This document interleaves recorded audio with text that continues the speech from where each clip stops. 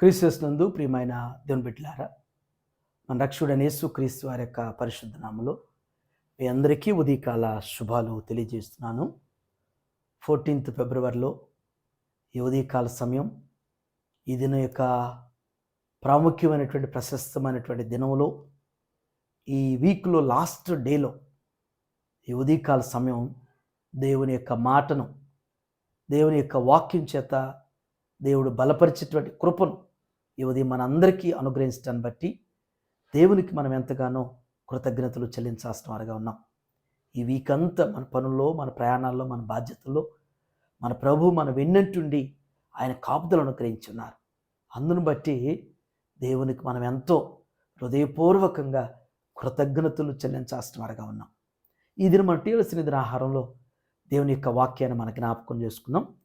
యాకోబు రాసేటువంటి పత్రిక 2వ అధ్యాయము 8వ వచనాన్ని చదువుకుందాం.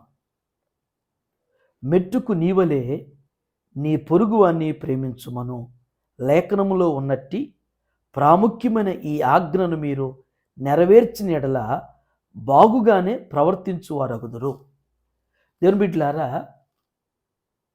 యాకోబు భక్తుడు ఒక మూలవాక్యాన్ని వచనంలో జ్ఞాపకం చేస్తున్నాడు. ఆ మూలవాక్యం ఏంటంటే ప్రేమ అనేటువంటిది జ్ఞాపకం చేస్తున్నారు. దేవుని బిడ్డలారా, ప్రేమ ఎంతటినైనా కానీ తాళుతుంది, తట్టుకుంటుంది, నిలుస్తుంది, ఓరుస్తుంది, ఒప్పుకుంటుంది, సహిస్తుంది, క్షమిస్తుంది అని చెప్పేసి పౌలు తన కొరింథీయులకు రాసినటువంటి పత్రికలో జ్ఞాపకం చేశాడు. అది క్రీస్తు ప్రేమ అయితేనే, దైవికమైనటువంటి ప్రేమ అయితేనే వీటన్నిటిని కూడా సహించగలుగుతుంది. కాబట్టే మన ప్రభు ఆయన ప్రేమ కలిగినటువంటి వారు కాబట్టి, ఆయన మనల్ని అంతగా ప్రేమించాడు కాబట్టే ఆ ప్రేమ దివి నుండి భూమికి తీసుకొచ్చింది. ఆ ప్రేమ మన మధ్య నరవతారిగా, మానవ స్వరూపాన్ని ధరించినటువంటి వారిగా, మానవతారిగా మన మధ్య జీవింపజేసింది. ఆ ప్రేమ 3.5 సంవత్సరాలు అనేక మంది అభాగ్యులైనటువంటి వారిని, రోగగ్రస్తులైనటువంటి వారిని, వెలివేయబడినటువంటి వారిని, పాపంలో మగ్గిపోతున్నటువంటి వారిని, బంధకాల్లో ఉన్నటువంటి వారిని ఆ ప్రేమ హక్కున చేర్చుకుంది. ఆ ప్రేమ ఆదరించింది.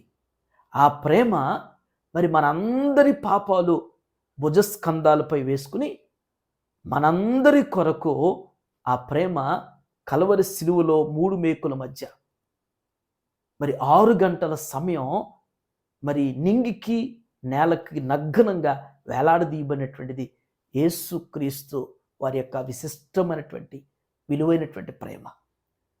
ఆ ప్రేమ మనం అనుభవిస్తున్నాం విశ్వాసులుగా. ఆ ప్రేమను నిత్యం మనం పొందుతూ ఉన్నాం. కాబట్టే ఆయన మనల్ని అలా ప్రేమించకపోతే మనం ఎప్పుడో మనకున్నటువంటి దోషాలు బట్టి, మనకున్నటువంటి పాపాలను బట్టి, అతిక్రమాలను బట్టి ఎప్పుడో శిక్షించాల్సినటువంటి వారు మన జీవితాలు. కానీ ఇంకా మన మీద ప్రేమ చూపిస్తూ ఆ ప్రేమామయుడి చేత నడిపించబడుతున్నాం, పోషించబడుతున్నాం, సంరక్షించబడుతున్నాం, బలపరచబడుతున్నాం. నానునిత్యం కూడా మన మీద జాలి చూపిస్తూ ఉన్నాడు.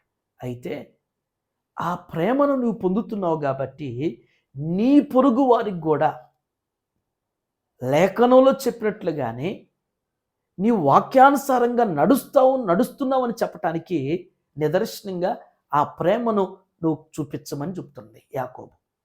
ఆ ప్రేమను నువ్వు కనపరచాలి నీ పొరుగువానికి.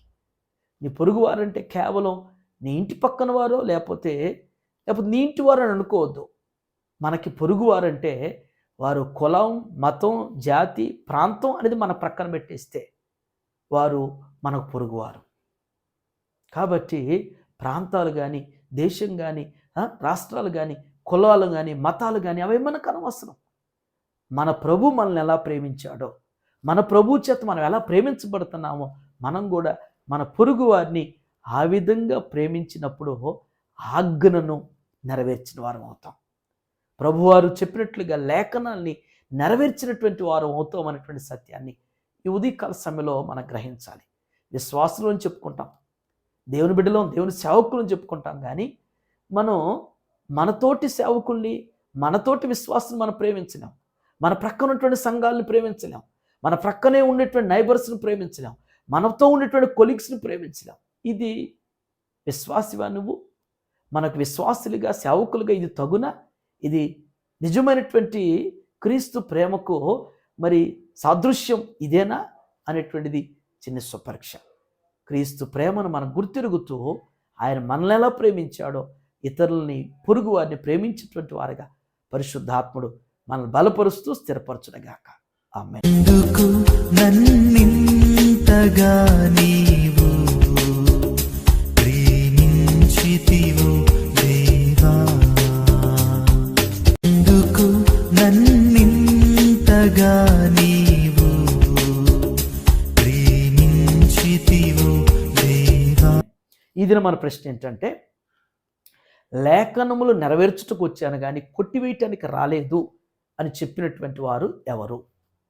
లేఖనాలు నెరవేర్చడానికి వచ్చాను కానీ కొట్టివేయటానికి రాలేదు, పాత నిబంధన నెరవేర్చడమే నా పని అని చెప్పినటువంటి వారు ఎవరో మీ ఆన్సర్ని కామెంట్ బాక్స్లో పోస్ట్ చేయాల్సింది మనం చేస్తున్నాం. ప్రార్థన చేసుకుందాం.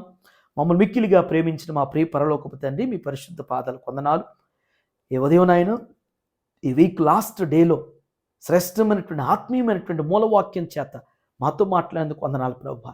నిజమే, మీ ప్రేమకు నాయన నిత్యం నాయన పాత్రులుగా నా తండ్రి, మీ ప్రేమ చేత మమ్మల్ని జ్ఞాపకం చేసుకుంటూ, పోషిస్తూ, సంరక్షిస్తూ, నడిపిస్తూ, అయ్యా మమ్మల్ని క్షమిస్తూ బలపరుస్తున్నటువంటి మా దైవమా మీకు వందనాలు. మీరు మమ్మల్ని ఎలా ప్రేమించారో మేము ఇతరుల్ని ప్రేమించేటువంటి మనస్సును, అట్టి బుద్ధిని మాకు ఇవ్వండి ప్రభువా. కేవలం నాయన చెప్పేటువంటి వారుగా, వినేవారుగా మా జీవితాలు ఉంటుంటే క్షమించండి. క్రియలు లేనటువంటి విశ్వాసం మృతమని యాకోబు అన్నాడు ప్రభువా. అయ్యా, ఏ క్రియలు మేము మాలో కలిగి ఉండాలని మీరు కోరుతున్నారో, ఏ క్రియలకు నాయన మేము మాదిరిగా ఉండాలని ఆశిస్తున్నారో ప్రభువా, ఆ క్రియలను నా ప్రభువా మా యొక్క జీవితంలో చూపించేవారుగా, నడిపించబడేటువంటి వారుగా బలపరచండి. ఈ ఉదయం టీఎల్సీ అనేది నాహం చూస్తున్న ప్రతి బిడ్డని, ప్రతి కుటుంబాన్ని కూడా జ్ఞాపకం చేసుకోండి. బిడ్డలను ప్రభువా ఈ వారం అంతా మీరు సంరక్షించారు, జ్ఞాపకం చేసుకుని బలపరిచినందుకు వందనాలు. ముందున్నటువంటి వారంలో కూడా నా తండ్రి మీరు నడిపించండి, బలపరచండి. మీరు దాచి సిద్ధం చేసిన మేలులకు, వాగ్దానాలకు వారసులుగా మమ్మల్ని మీరు జ్ఞాపకం చేసుకోబోతున్నందుకు, బలపరచబోతున్నందుకు, ఆస్వాదించబోతున్నందుకు వందనాలు చెల్లిస్తున్నాం. దేవా, మా జీవితాలకు మీరు ఇచ్చినటువంటి మరొక సుగుణాలు బట్టి ఆయన, దినాలు బట్టి ఆయన తండ్రి, తరుణాలు బట్టి మీకు వందనాలు చెల్లిస్తూ యేసు నామములో ఈ ప్రార్థన మీకు సమర్పించుచున్నాను తండ్రి. ఆమేన్. దేవుడు మీ అందరికీ తోడైనను గాక.